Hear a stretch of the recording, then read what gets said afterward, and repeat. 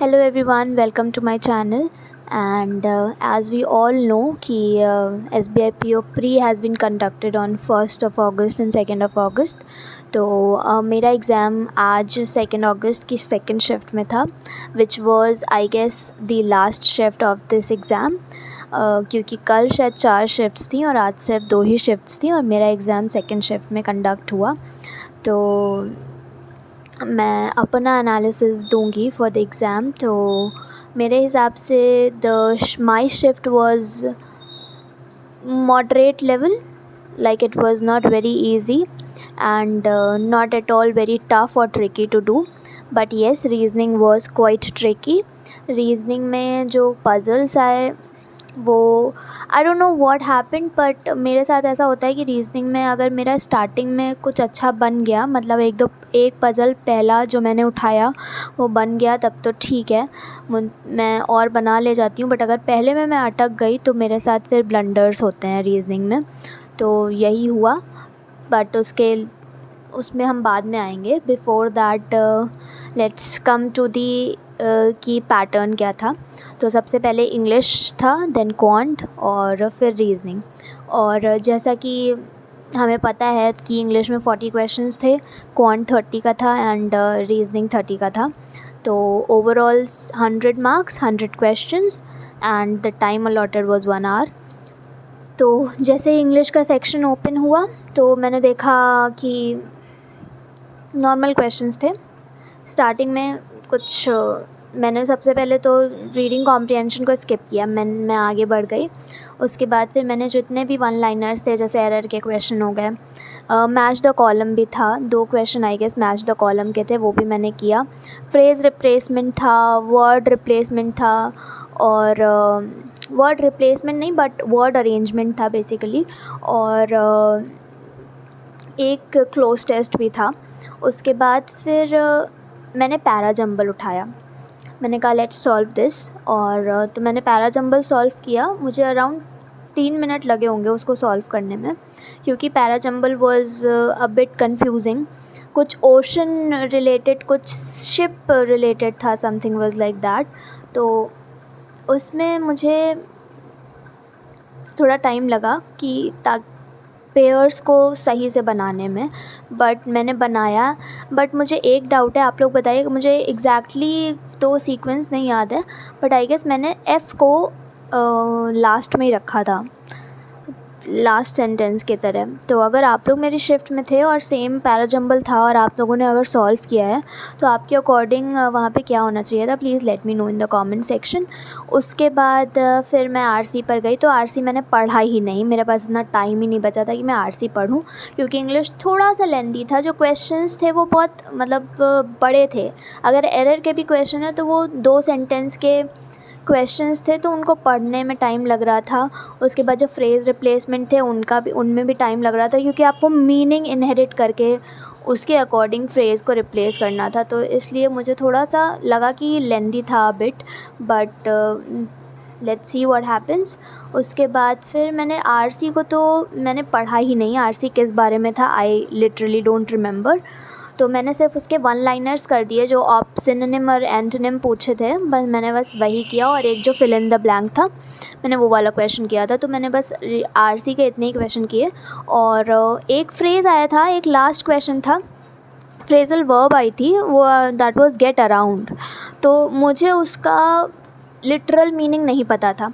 मैं घर आई, मैंने गूगल किया तो उसके 3 मीनिंग दिखा रहे थे, और मुझे उन तीनों में से एक का भी नहीं पता था कि इसका मतलब ये होता है। तो मैंने आई डोंट रिमेंबर, वो लास्ट क्वेश्चन था, मेरे पास कुछ ही सेकंड्स बचे थे उस क्वेश्चन से पहले। तो आई डोंट रिमेंबर कि मैंने उसमें किसी ऑप्शन पे क्लिक किया है या नहीं किया है। और अगर किया है तो आई गेस मेरा गलत ही होगा, क्योंकि वो मुझे कुछ आइडिया नहीं था। अगर नहीं किया है तो आई एम सेफ़। और तो मेरे इंग्लिश में ओवरऑल अटैम्प्ट्स जो हुए वो थे 33। देन कमिंग टू क्वांट्स, तो क्वांट्स जैसे ही ओपन हुआ, 1 लाइनर क्वेश्चन आया मेरे पास। 1 liner in the sense arithmetic का क्वेश्चन था, छोटा सा। मैंने किया, मुझसे हो गया, मेरा कॉन्फिडेंस बढ़ा, मैं आगे बढ़ी, आगे देखा तो आगे भी क्वेश्चंस थोड़े इजी थे। डूएबल साइड पर थे, मैंने किया। देन 2 पज़ल्स थी, आई गेस मैंने दोनों में से दोनों पज़ल्स सॉल्व की। उसके बाद फिर 1-2 क्वेश्चंस थे जो मेरे नहीं बने क्वांट में, बट एक क्वेश्चन आई रिमेंबर कुछ था जिसमें वो निकालना था कि प्रॉफिट एंड लॉस का कुछ था, तो मैंने उसमें बहुत टाइम लगाया, बट लास्ट में मेरा आंसर एग्जैक्ट उन ऑप्शन से मैच नहीं कर रहा था, तो मैंने उसमें एक तुक्का मार दिया। मैंने कहा अब मैंने इतना टाइम लगाया तो मैं इस क्वेश्चन को करूँगी, चाहे सही हो चाहे गलत हो। तो मैंने उस क्वेश्चन में एक तुक्का लगाया है। तो उसके बाद टॉकिंग अबाउट, तो मेरे 21 अटेम्प्ट्स हुए क्वांट में, और अगर उस एक क्वेश्चन को मैं हटा दूँ तो बाकी सारे क्वेश्चंस आई गेस मेरे सही होने चाहिए। तो देन कमिंग टू रीजनिंग, तो रीजनिंग तो भाई क्या ही पेपर आया था, मुझे भी नहीं पता क्या आया था।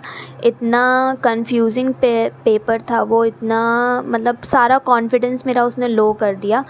एंड मोमेंट पे ऐसा हाल था मेरा कि I was shivering, I was shocked कि मतलब मैंने क्या ही किया है, मतलब मेरे I was crest fallen literally, क्योंकि मुझे रीजनिंग से मैं और एक्सपेक्ट कर रही थी, 2-3 क्वेश्चन मैं और एक्सपेक्ट कर रही थी डेफिनेटली, कि मतलब एक पज़ल मैं और बना पाती, I just wish.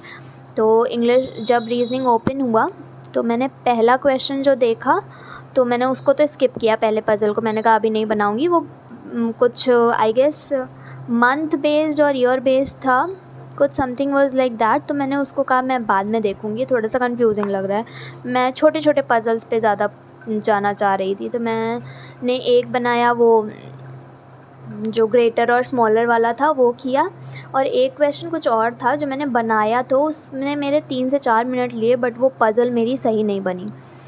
Then I thought कि मैं 1-2 आंसर्स लाओ इसके करके देखती हूँ मार्क। तो मैंने शायद 1-2 आंसर्स मार्क किए, फिर मैंने उसको छोड़ दिया, मैंने कहा ये गलत बन रहा है, रहने देते हैं। उसके बाद फिर मैं एक और पज़ल पे पहुँची, तो वहाँ पे शायद मैं लास्ट के 5 मिनट बचे थे आई गेस, और मेरे पास 10 क्वेश्चंस ऐसे थे जो मैंने अभी तक देखे भी नहीं थे कि वो हैं क्या। तो मैंने सोचा कि मैं 5 मिनट में बना तो एक ही पाऊँगी, तो लेट्स चेक कि दोनों पज़ल्स हैं कैसे या आगे के क्वेश्चंस हैं कैसे। तो मैंने चेक किया, तो एक पज़ल था वो मैंने सोचा कि शायद ये थोड़ा बड़ा है, डूएबल तो है, बट मैं इसको करने से पहले एक बार लास्ट वाला भी देख लूँ। तो मैंने लास्ट देखा तो वो डेजिग्नेशन बेस्ड था। तो डेजिग्नेशन बेस्ड पज़ल्स मैं जब भी करती हूँ तो मेरे मोस्ट प्रोबेबली सही होते हैं और मैं उन्हें बना ले जाती हूँ। तो इस कॉन्फिडेंस में मैंने वो वाला पज़ल किया। और उससे जस्ट पहले एक मिसलिनियस क्वेश्चन था जिसमें नंबर 10 डिजिट नंबर दिया गया था आई गेस, और उसमें हमें बताना था इवन प्लेस डिजिट से 2 माइनस करो, और प्लेस डिजिट में 2 ऐड करो, उसके बाद जो नंबर आए उनको देखना था। तो मैं सीधे सीधे उनमें वो डिफरेंस निकालने लगी कि कितने के बीच का डिफरेंस सेम आ रहा है, तो मैं वो करने लगी। फिर मैंने बाद में देखा अरे क्वेश्चन तो पढ़ो, क्वेश्चन में तो कुछ और कहा गया है। फिर मैंने उसको क्वेश्चन के अकॉर्डिंग किया, तो मेरे पास 4 मिनट बचे थे लिटरली। फिर मैं लास्ट वाले क्वेश्चन पे पहुंची, तो मैंने उसको सॉल्व करना स्टार्ट किया। उसमें जो पहला ही स्टेटमेंट दिया था वो जे के बारे में दिया गया था, और शायद जे जूनियर मैनेजर से सीनियर था, शायद ऐसा दिया गया था। मैंने उसे समझ लिया जूनियर मैनेजर से जूनियर है। तो मैं उसे उस हिसाब से बना रही थी।